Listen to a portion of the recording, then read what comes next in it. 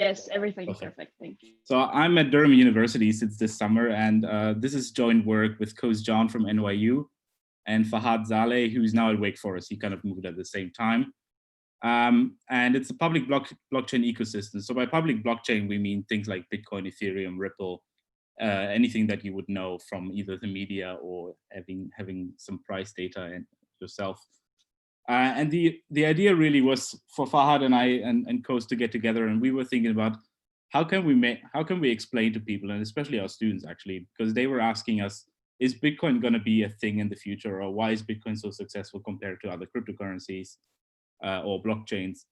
And we didn't really know the answer because we had a lot of papers that were critiquing Bitcoin's design and other blockchains' design. But apparently there must be something inherent to Bitcoin as a blockchain, but also other blockchains that makes them successful versus others. And kind of the first exercise that we did empirically, we went to a website called cryptoslate.com, and there's various other sites that list a lot of native crypto assets that are inherent to public blockchain, so anything like Bitcoin. So what I found, I did some hand-collected data here on the number of blockchains over time that were introduced. And I'm not talking about tokens or anything that live on a blockchain. I'm actually talking about the native crypto asset that exists. And what you see here in the plot is really on the y-axis, the market capitalization of the native crypto asset at a specific point in time. I think this one is in August this year.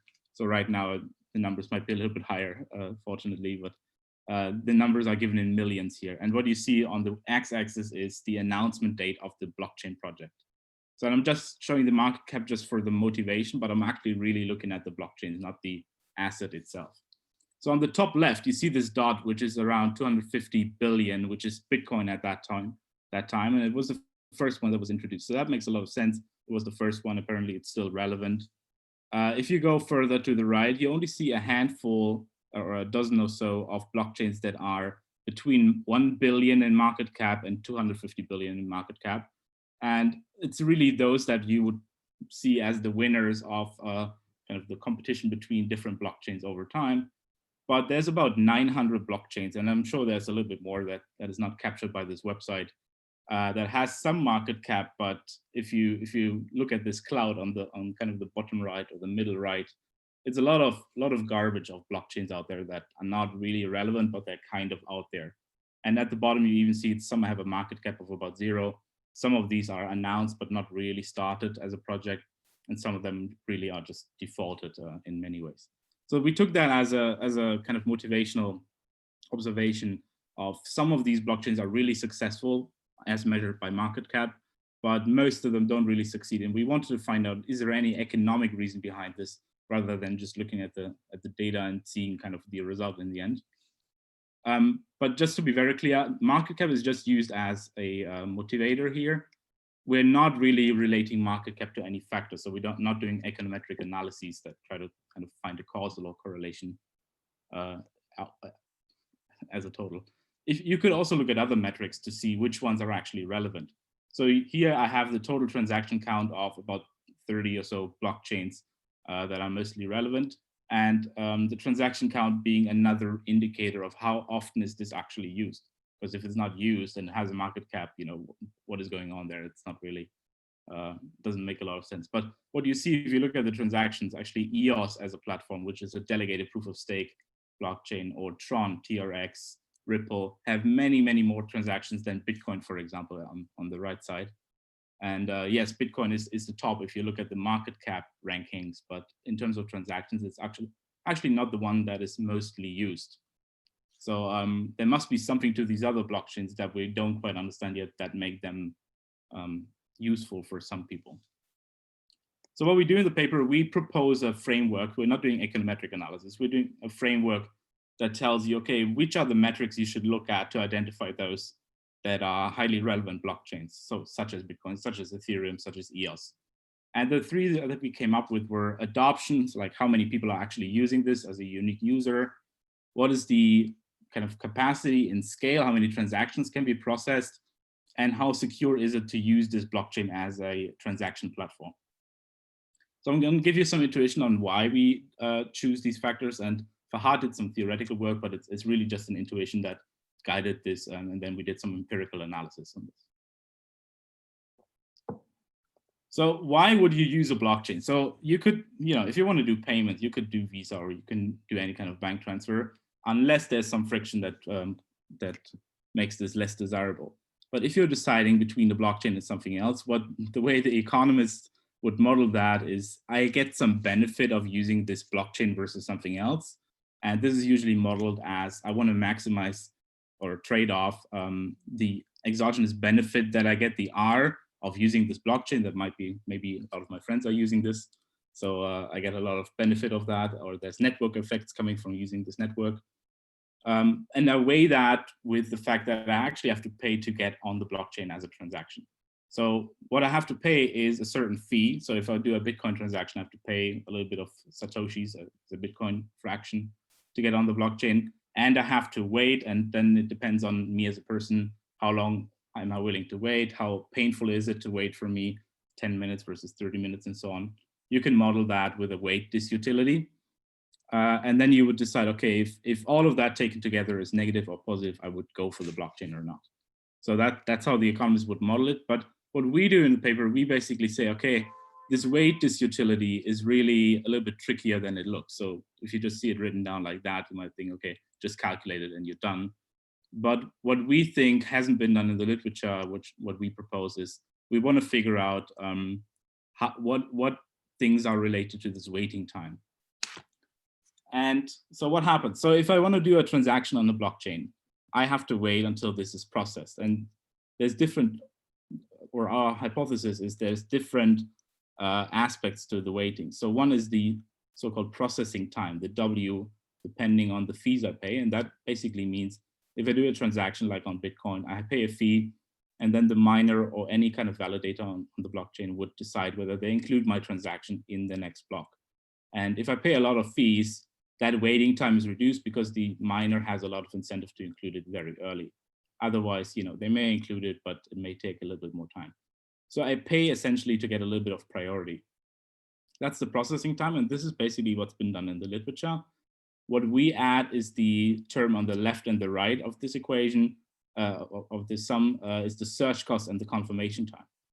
And the intuition behind that is, if I want to transact using a blockchain, it's not just the processing time, but also I have to find people that actually use this thing so I can find the recipient of my transaction. So one silly example would be, if I go to a coffee shop and I'm deciding between using Bitcoin to pay versus my credit card, let's say, I have to find a coffee shop that actually takes Bitcoin. That takes some time. In this example, it's a physical time, but more abstractly speaking, there's a search cost involved in finding the counterparty to transact with.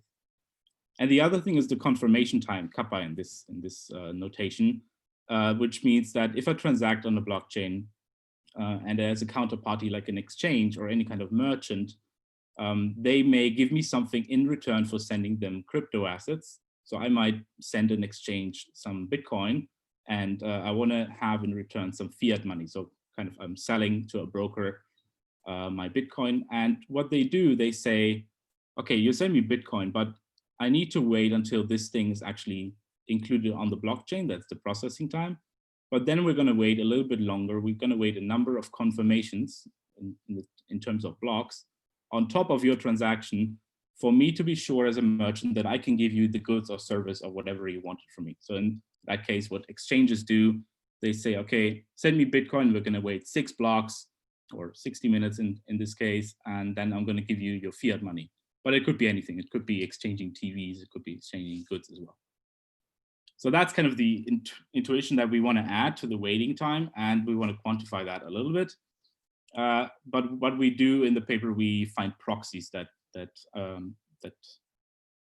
act as a kind of measure for these things. So what we do for search cost is we want to measure how adopted a blockchain is, in the sense that how many active users are actually using this on a daily basis. And we take one point in time, but you could take some sort of average as well. So we're going to use the active users as a measure of adoption, and the more adopted a blockchain is, the lower are the search costs.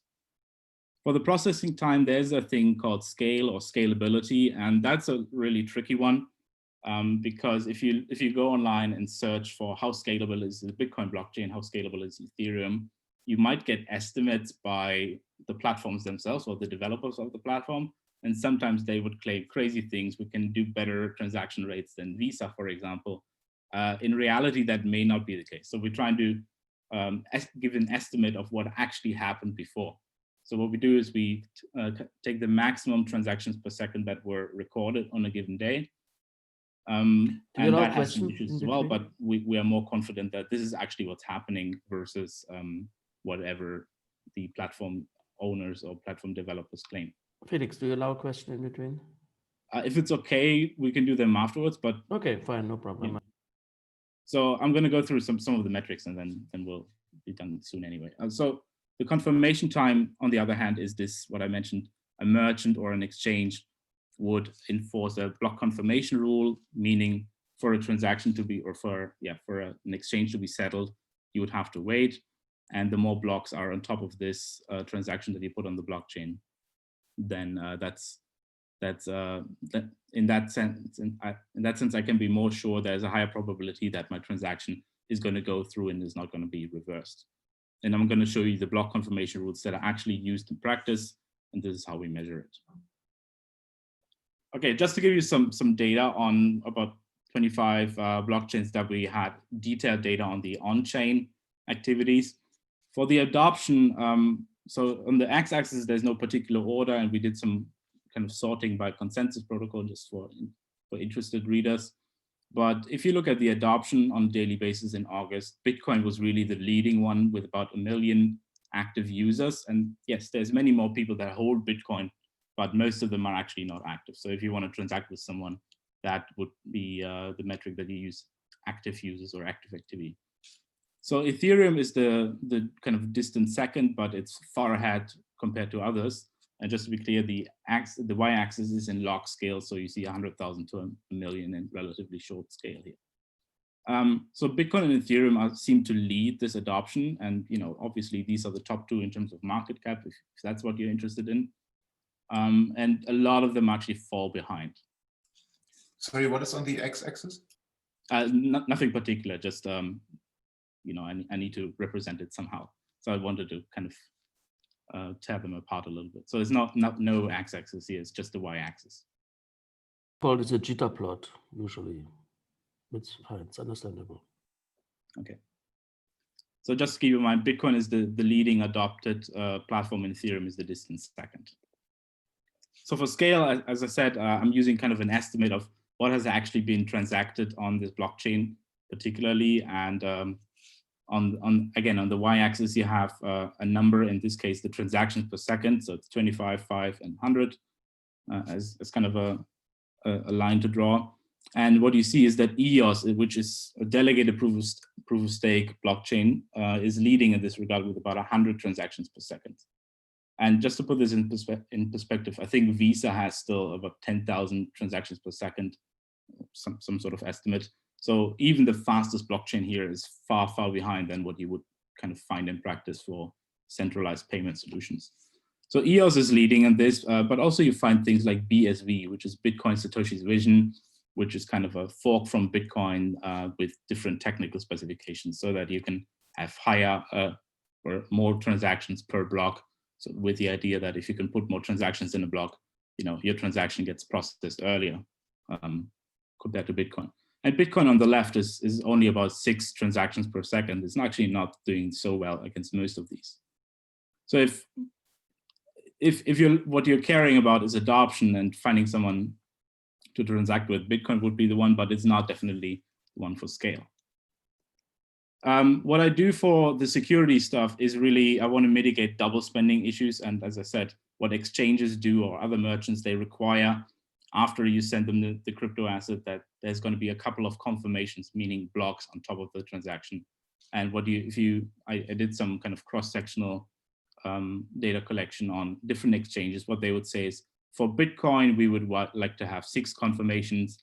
For others that are based on Ethereum, they say same as Ethereum, which is in this case a token, but for Ethereum, they would give you a number as well. I think it's 30 something. And based on that, they would kind of do a risk assessment themselves of thick and how secure is this blockchain? If someone puts a transaction on that, how likely is it that it's going to be reversed unless I wait a certain amount of time? So if you do that, and this is the most complicated graph because I put the lowest number on top. So one confirmation is viewed as the most secure, because if I only have to wait one more block until the merchant says on the other side, okay, it's fine, we're done, the exchange can happen, everything is secure, then that's a good thing. So that's why I put it on top, just for not confusing people too much. But that's why you have these higher numbers on the lower end of the y-axis. So what you see is which are the blockchains that are viewed as the most secure ones. It's really what sometimes people call non-standard blockchains that don't follow a particular protocol like proof of work, proof of stake, and so on, which is XRP, belongs to Ripple. XLM is Stellar, is viewed as very secure in terms of the top two. But Bitcoin is not doing so badly in this case. So Bitcoin, I think, is third in this ranking. Okay, so what do? We kind of putting everything together, and we rank these blockchains according to these metrics, and we want to find out what is the picture we get to kind of say which are the best blockchains in some regard, but not in others. So what we do, we define a blockchain is dominated by another blockchain if it's if it's worse in every dimension that we look at. So we take adoption, scale, and security. We do pairwise comparison of each blockchain. And for example, if we find something that would be better than Bitcoin in adoption, in scale, and security, we would say Bitcoin is dominated by that particular blockchain. And those that are not dominated in total, so there's something that they're good at, but not necessarily in everything, then we would say these are non-dominated, and we add them to a set of useful blockchains. That sometimes we say that. So what that would look like, and we call that the blockchain frontier, is we have a set of about 8 blockchains where we can say they have some relative strength in one of those metrics or in 2 of those metrics, where we can't find any other blockchain that is better in every regard. So there must be something to it for some user. So for Bitcoin, if you're a kind of user that looks for adoption and you want to reduce your search cost, then you should go for Bitcoin. Also, Bitcoin is a little bit secure, so that's good as well. If you're looking for scalability, so you want to have fast processing time, and you should go for EOS or Bitcoin Satoshi's Vision, because that's what they perform in best. If you're looking for the security part, you should go for these non-standard ones like Ripple or Stellar. And kind of we write a little bit more in the paper about each of those blockchains, because one reason we started also this paper was not just to find, okay, what's going on in the whole space. We also wanted to find out what are the alternatives to Bitcoin people should look at in terms of research.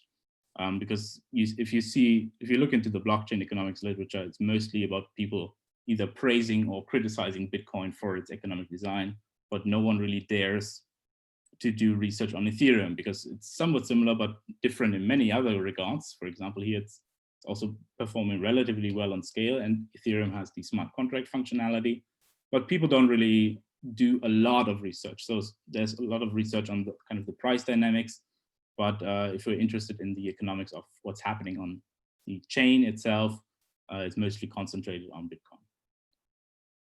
Okay, so my urge is really kind of the punchline of the paper is look at all the other things that are really good at other than Bitcoin for the reasons that we named. So either it's good at scale, either it's good at adoption or security, or a combination of those. And that's why we say you should expand the view to the blockchain frontier. All right, so I'm happy to take a lot of hate and questions now, but what is the best way to do this? Yeah. So my first question would be, are you Schalke or Dortmund?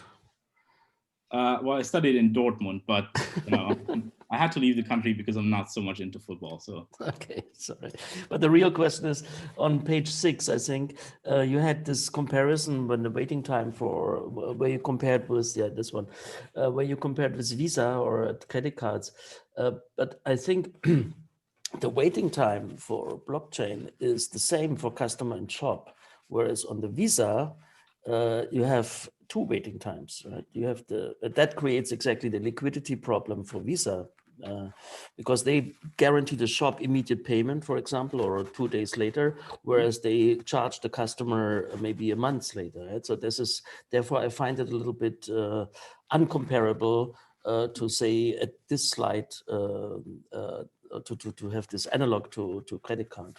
Is Yeah, this correct? but do you mean this? You mean the same time for using the blockchain? You have the same time as a merchant and as a user.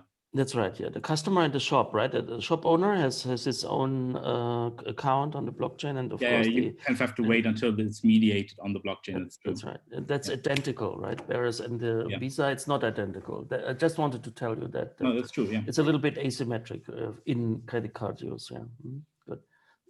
Thanks for the great talk. Yeah. Thank you. I had one question. Sure. Could one factor also be maybe the amount of coins that are being created over time? Maybe that is encompassed already in adoption or number of active users. Maybe they fluctuate towards something where where the convergence is toward a maximum amount of coins. In terms of storage of value type thinking. Yeah. The thing that jumps to my head is kind of accessibility to the native crypto asset itself. Like, how are you going to get it? Well, if I were to defend myself, I would say, yeah, it's definitely in adoption, because you have to get it from some merchant beforehand. That's kind of the other side of the equation. I said, okay, I'm going to use Bitcoin and then get my fiat, but you could also think the other way around. But I mean, the number of coins is an artificial construct, right? So you can start a blockchain with 21 million versus 1 million. And yeah, but it's about the let's say the digital money creation, right? Is it strictly defined, or could there be a decision to augment it, and suddenly you have a quasi digital version of a fiat currency? Maybe that is something but it's probably within adoption, I guess. It's if yeah, I mean, fear creation, then they probably won't adopt as much to that currency. Yeah. Yeah, admittedly, I mean, this search cost is obviously very abstract. And, what we're trying to do is some critique that we've gotten on adoption is, active users is fine. It makes a lot of sense. But kind of the adoption or what you can do with the blockchain also matters. So if you have applications built on this, that's also relevant. But the question how you quantify that and then combine it with the number of users and maybe other metrics to get a fuller picture of what adoption means, that I haven't figured out yet. I was thinking of trying to derive some common factor, but yeah, first I need to get the number of smart contracts or so. Yeah, so something like that. Yeah.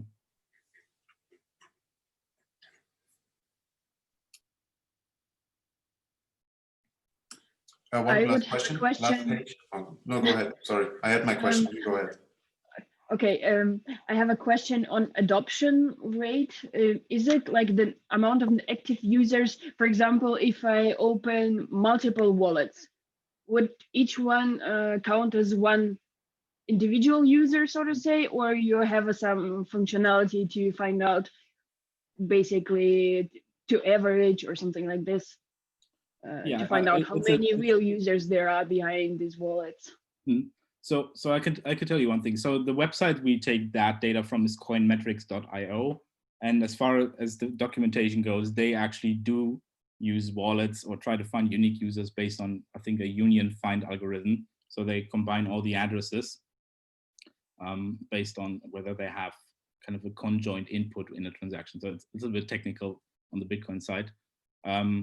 So they say they account for that. Obviously, if you have different wallets, so different sets of addresses, I cannot control for that. So if I have something like on Coinbase on my phone, and then I have something on my Trezor or my Ledger, kind of as a hardware wallet, I wouldn't be able to see that as far as I know. You can make assumptions and say, okay, if there's transactions between those two wallets that happen a couple of times, like if I sell something on my Coinbase and then put it in my hardware wallet, and that happens a lot, you can make that connection, I guess, based on an assumption. But I don't think that's done here. So, but if you're worried about that, I mean, you have to be worried about that uniformly across all these blockchains.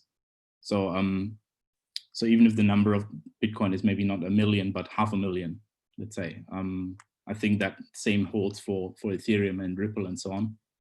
And you can still make that ranking comparison. Thank you. Thank you. Michael, you had a question, I think, right? Yes, last page, on the bottom, you said, we provide institutional detail on each blockchain frontier member for further research. What did that? Well, that's in the paper. So read the. I can recommend the paper. So what I did. Yeah, definitely. I will read. Okay, that's good. Yeah. So there's like a paragraph on why, or the issues that are interesting about this blockchain. Like on Ethereum, for example, it's a smart contract functionality. For Bitcoin Satoshi's vision, I write a little bit about the history, like why is it being forked from Bitcoin? Got it. Okay. Not so detailed, but to get economists interested in reading further. I'll get this. It's freely downloadable, I guess. It should be on SSRN. SSRN, okay, I'll get it. Okay. And the presentation here is being circled later as well, I guess, right, Elisa? Yes, I think so. Okay, good. It should be. Very nice. Around people, we would also be very interested in this paper and in these slides in Trondheim, so hope they reach us up here in the north as well. Very interesting, thank you. I will propagate further that everyone needs the slides, because I was just asked to be moderator, so I don't know the internal functionalities very well. Are there any other questions regarding the talk?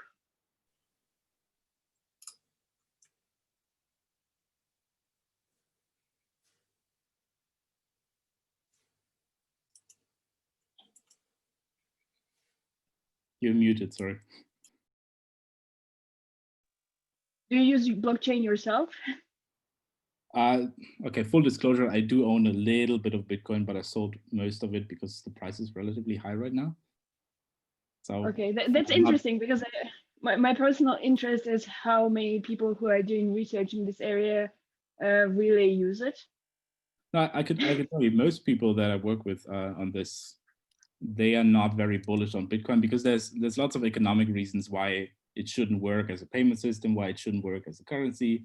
Then why are you interested? You're interested in it because there's speculation potentially on it. Mm-hmm. And yes, there's a community for that, but it's not going to be a billion people speculating on it, likely, I guess. Okay, thank you. So there are no further questions. Professor Heldler, are you here? I'm here. I guess we are on the end of all the talks. So thank you, everyone. Professor, do you want to say anything additional, ending words? Yeah, so we plan to continue this in non-online. That means as a physical conference when the Corona crisis is over. So next year I plan to my flight to Taiwan, February, March, but I have not had an answer yet of the famous Yushan scholar MOE, that's Minister of Education representative. So I wait for that, but there will be another third Yushan conference that I plan, but of course it has to be done with Henry to see how we do that and when we do that. But I think we have a nice format of Taiwanese European cooperation here, and I think we should continue it. I'm very optimistic on it. But a few things, as I said, these answers from MOE, it's a little bit on the communication side, it could be improved. Unfortunately, there's something that can be done better. But I'm optimistic in all cases. I'm an optimist by business. Okay, thank you, Professor. Yeah, I guess we will discuss the possible future way for this kind of conference, either online or in physical meetings. Yeah.